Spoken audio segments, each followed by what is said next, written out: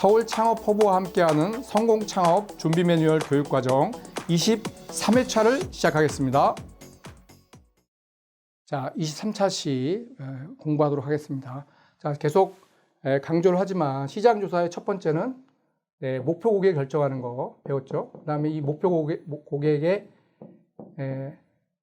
시장 규모가 얼마인지, 목표 고객의 시장 규모를 추정하는 두 가지 방법을 배웠고요. 세 번째는 고객 반응 조사를 합니다. 고객 반응 조사라고 하는 것은 무엇이냐면 내 제품의 컨셉을 정했죠. 그리고 목표 고객 정해졌죠. 그러면 이런 시제품을 만들기 전에 이 목표 고객한테 내 시제품을 한번 보여주는 겁니다. 완전히 완성된 그 제품을 보여주는 것이 아니라 스케치나 또는 사진이나 또는 이렇게 그림을 그려서 내가 이러한 컨셉으로 내가 너한테 이러한 내용으로 팔려고 하는데 너 어떤 반응이니?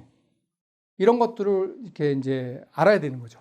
그러면 시장 조사를 항상 이렇게 강의할 때 제가 느낀 것들은 뭐냐면, 교수님, 뭘 물어봐야 되죠? 네? 뭘 물어봐야 되죠? 이런 질문 되게 많이 받습니다. 그래서 우리가 시장 조사를 할 때는 항상 제가 뭘 질문하냐면, 네가 물어보고 싶은 질문 20개를 한번 써봐라. 자, 20개를 쫙 쓰게 합니다. 그래서 그 20개 쓴 걸 가지고 시장 조사를 해라. 이렇게 합니다. 그래서 우리가 여기서 말하는 가설이라고 하는 것은 뭐냐면 이렇게 질문을 한 것을 중에 고객한테 물어보는 것들을 이렇게 딱 정리하는 것을 가설이 됩니다. 이런 것들이 질문한 것들. 질문에서 고객이 뭐라고 답변하죠. 그 답변이 뭐예요? 그게 검증입니다.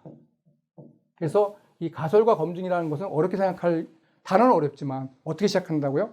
자기가 궁금한 것들을 질문하고 질문하는 것들을 고객한테, 이 목표 고객, 잠재 고객이죠. 가서 물어보는 겁니다. 물어볼 때 완성된 제품을 가지고 물어보는 것이 아니라 스케치한 거라든지 사진이나 간단하게 자기가 사업 아이템을 제품권 설명할 수 있는 내용을 가지고 고객한테 물어보는 겁니다. 자, 그래서 이건 질문 리스트를 만드는 건데요. 이 창업 아이템은 뭐냐면 펀 술집을 창업하겠다고 하는 학생이 가설을 만들어 본 거죠. 그래서 20개 정도를 질문을 해볼 것을 제가 요청을 한 거고, 그 학생이 그 중에서 20개 중에 제가 좀 7개를 뽑은 겁니다. 그래서 한번 여러분 시장 조사라고 하는 것들이 어떤 건지를 조금 이해하기 쉽게 하기 위해서 이 친구는 내가 고객한테 물어보고 싶은 것이 20개인데 그 중에 7개 뽑은 거거든요. 첫 번째 제일 궁금했던 것은 뭐냐면 술집 창업을 한다면 몇 층에 위치해야 술집 오기가 편할까요? 그렇죠. 1층에 할까, 2층에 할까, 3층에 할까. 두 번째, 매장 분위기를 어둡게 하는 게 좋을까요? 밝은 게 좋을까요? 종로에서 창업한다면 내가 나이 탁해서 고기를 어떻게 하는 게 좋을까요? 또 20대로 결정한다면 내가 감성 술집으로 갈 것인지 좀 헌술집으로 갈 것인지 어떤 분위기가 좋을 것인지. 마지막 문제는 보시면 감성 술집으로 창업할 경우에는 오픈 시간을 몇 시에 하는 게 좋을 건지, 그다음에 테라스를 카페처럼 활용하고 저녁에는 술집으로 활용하는 게 가능할까요? 이런 것들의 질문 리스트를 만든 거죠. 이게 하나의 가설이 되는 거죠. 그렇죠? 이게 가설이 돼서 이걸 가지고 고객들한테 직접 물어보는 거죠.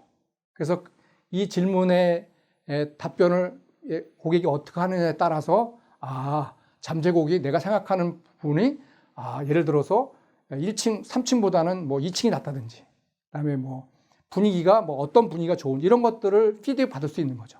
그것을 마케팅에서는 PMF라고 합니다. PMF. 이게 프로덕트. 이게 마켓. 이거는 피트입니다. 피트. 그래서 이게 뭐냐면 프로덕트는 제품의 컨셉입니다. 이 마켓은 목표 고객이죠. 그러니까 자기 만들고자 하는 제품을 고객한테 물어봐서 피팅한다 그러죠. 적절하게 조정하는 거죠. 그래서 이 PMF 프로세스라고 하는 것은 시장 조사를 고객들한테 해서 자기가 창업하고자 하는 그 사업 아이템의 피드백을 통해서 제품의 컨셉을 자꾸 바꾸는 거죠. 그것을 시장 조사의 세 번째 고객 반응 조사라고 합니다.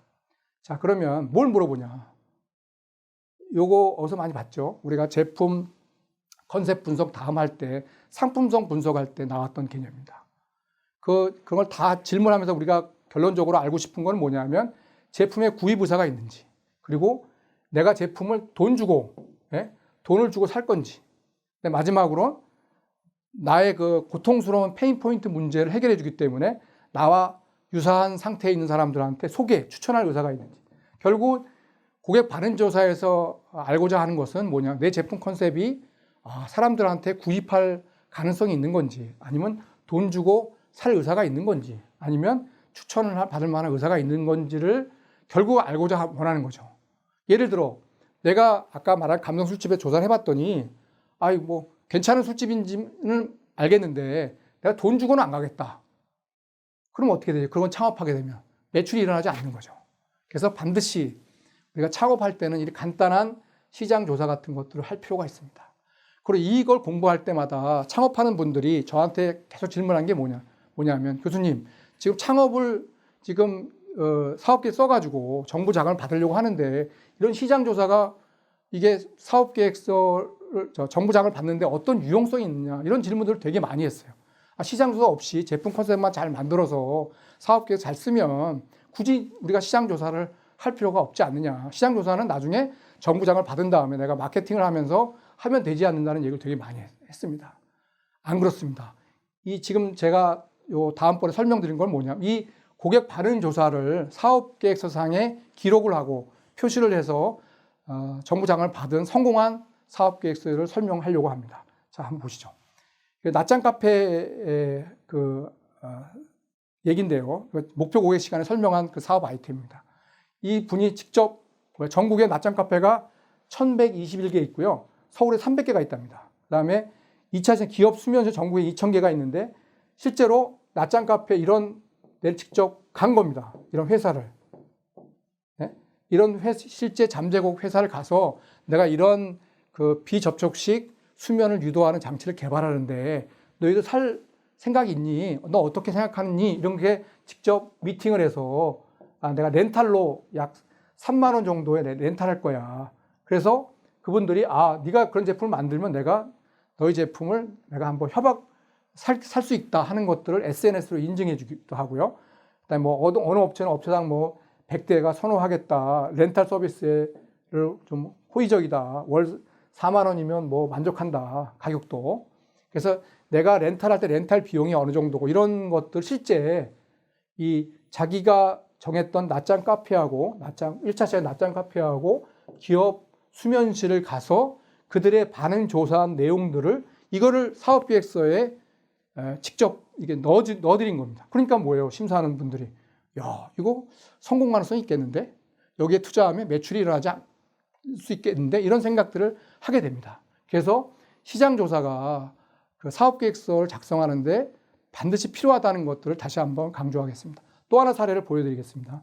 이거는 기능성 음료를 개발한 회사인데 이거는 직접 팔았어요. 자기가 어떻게 팔았냐면 네이버에 그런 홈페이지를 만들어 실제 약 8개월에 걸쳐서 약 992개를 실제 팔았습니다.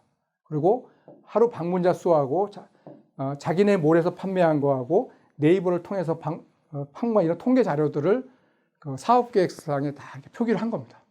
그러니까 이걸 보면 이 회사 제품은 이상적인 제품이 아니라 실제 사전에 이렇게 파이로 테스트에서 판매했던 판매액 개수나 이런 것들을 표식에 줌으로 해서 이 사업 아이템은 현실성이 있구나, 매출관이 높구나 이런 것들을 알게 됩니다. 그래서 이러한 시장 조사 자료도 사업계획서에 적용하는 것이 굉장히 중요하다는 사실을 다시 한번 설명드리도록 하고요. 여러분들이 꼭 기억하시고 이런 것들을 창업할 때 꼭 활용해 주시기 바랍니다. 네, 수고하셨습니다.